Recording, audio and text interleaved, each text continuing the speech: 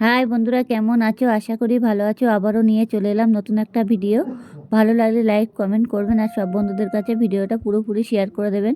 পুরোপুরি ভিডিওটা দেখবেন, টেনে টেনে দেখবেন না, তাহলে কিছুই বুঝতে পারবেন না। যাই হোক, দেখতেই পাচ্ছি এখানে আমি সর্ষে শাক নিয়ে এসেছি। এখন এই সময়টা সর্ষে শাক খেতে খুবই ভালো লাগবে। আর আপনারা চেষ্টা করুন। দেখুন, সর্ষে শাক ঠান্ডার সময় তো অতিরিক্ত ভালো জিনিস, আর এমনি খুবই ভালো জিনিস সর্ষে শাক। যাই হোক, আমি এখন সর্ষে শাক নিয়েছি। সর্ষে শাকের পাতাগুলো ভালো করে বেছে নিয়েছি। এবার আমি এখানে কি দেবো দেখো, এই রসুন দেবো আর এই লঙ্কা দেবো। এবার ভালো করে আমি ধুয়ে নিয়েছি, দেখতেই পাচ্ছ, থালায় জল ঝরাতে দিয়েছি। এবার সর্ষে শাকগুলো একটু বড় বড় করে কেটে নিতে হবে। এই যে নিয়ে এখন আমি এই মিক্সারে ব্লেন্ডার করে নেব। এই যে দেখতেই পাচ্ছ, এই যে দিয়ে দিয়েছি মিক্সারে। অবশ্য আমার মিক্সারে বাটিটা ছিটকে গিয়েছিলো, যার জন্য আমার ছায় সরিয়ে গেছে। দেখতেই পাচ্ছ, এবার লঙ্কা আর রসুন আমি ভালোভাবে দিয়েছি। দেওয়ার সাথে সাথে আমার বাটি থেকে সব ভরভর করে বেরিয়ে গেছে। যেই হোক, এখন আমি আবার ছোলো করে চালাতে হবে, যার জন্য মানে দেওয়ার ভুলে একটু হয়ে গেছে এরকম। এই দেখো, ঝোল ঝোল হয়ে গেছে একটু।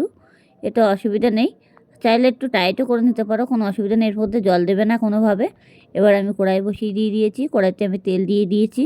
এবার আমি কি দেবো সেটা একটু ভালোভাবে দেখে নিন, তাহলে বুঝতেই পারবে।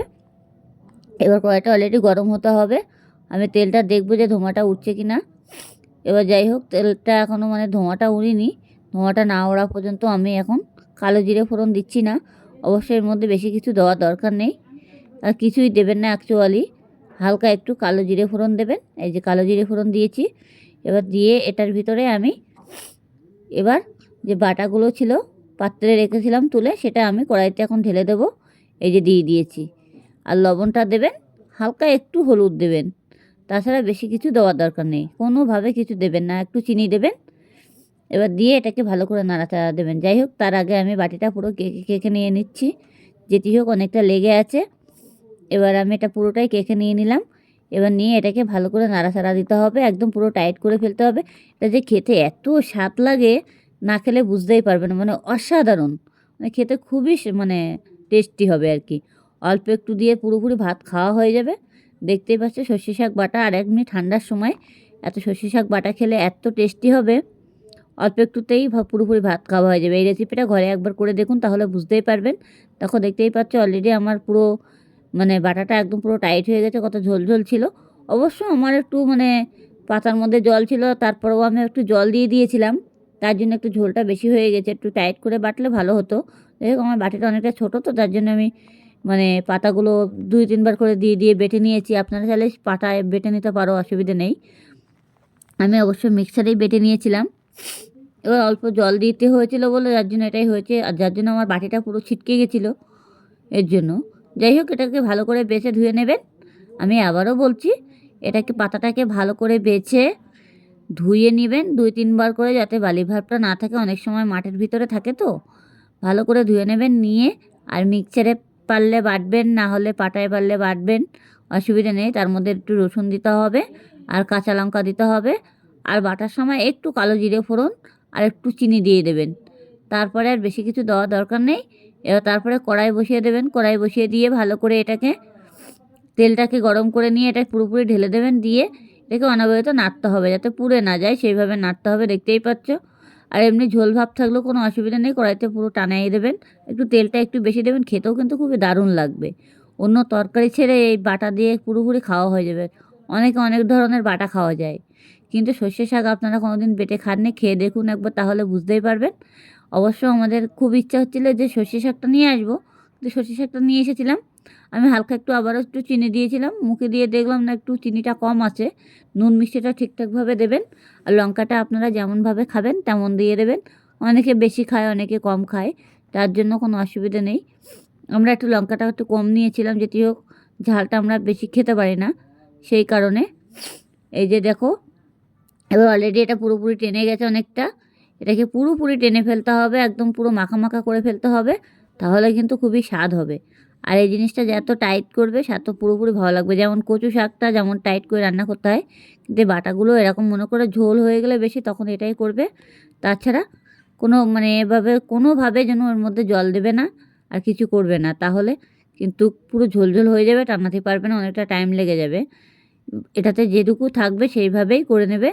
আর অবশ্য শীতের সময় তো যে বাটাই করুন না কেন, গরম ভাতে খেতে কিন্তু খুবই টেস্টি লাগে।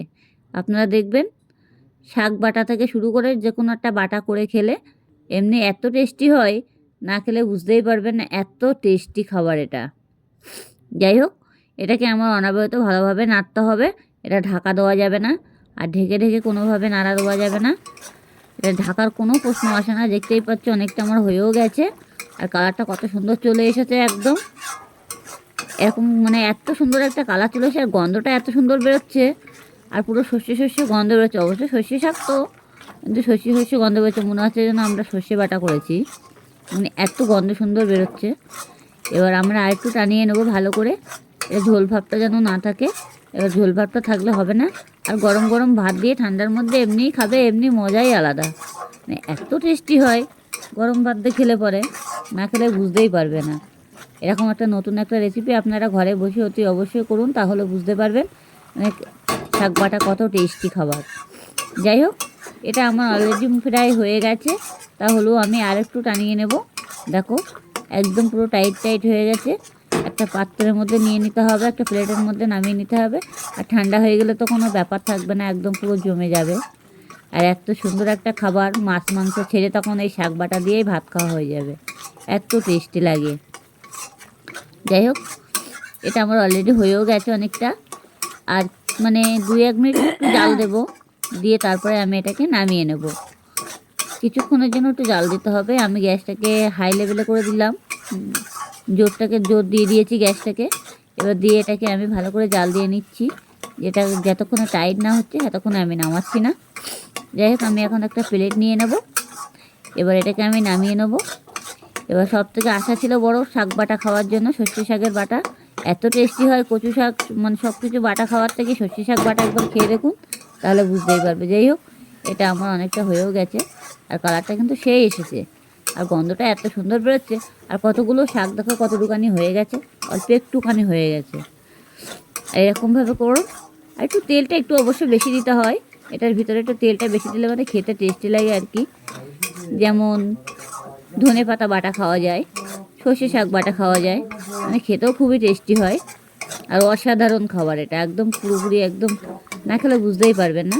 যাই হোক, এটা আমার অনেকটা হয়েও গেছে, দেখতেই পাচ্ছ। এবার আমি গ্যাসটাকে অফ করে দিয়েছি। গ্যাসটাকে অফ করে দিয়ে এখন আমি এটাকে একটু নামিয়ে নিতে হবে এবার প্লেটের ভিতরে। এই দেখো একদম পুরো শুকনো শুকনো হয়ে গেছে, কোনো ঝোল ভাবটা নেই। এরকম ঝোল যেন না থাকে সেভাবে করবে, যাতে মানে ঝোল এক ফোঁটাও না থাকলেই হবে না, কিন্তু কোনোভাবে যেন ঝোল না থাকে। পুরো শুকনো করে ফেলতে হবে এটাকে, ভাজতে ভাজতে কড়ার ভিতরে দিয়ে এমনভাবে নাড়াচাড়া দিতে হবে, দিয়ে পুরো শুকনো করে ফেলতে হবে, তাহলে কিন্তু খুবই ভালো লাগবে। যাই হোক, আমি একটা প্লেট নিয়ে নিয়েছি, আমার শাক বাটাটা হয়ে গেছে। আর দেখতেই পাচ্ছ, এখন আমরা গরম ভাত দিয়ে পরিবেশন করব। ঠান্ডার সময় এমনি এত সুন্দর একটা খাবার, আর পুরো মাছ মাংস ছেড়ে এটা খেতে হবে। আর এটা একবার খেলে বারবার খেতে ইচ্ছে করবে, সেরকম একটা রেসিপি আপনারা ঘরে বসে চাইলে অতি অবশ্যই করতে পারবেন। আর ভিডিওটা পুরোপুরি দেখবেন, টেনে টেনে দেখবেন না, তাহলে কিছুই বুঝতে পারবেন না। আর ভালো লাগলে লাইক কমেন্ট করতে ভুলবেন না। দেখো, যাই হোক, এটা আমার অলরেডি হয়ে গেছে। এখন আমি এটা প্লেটের মধ্যে নিয়ে নিয়েছি, এখন আমরা পরিবেশন করব।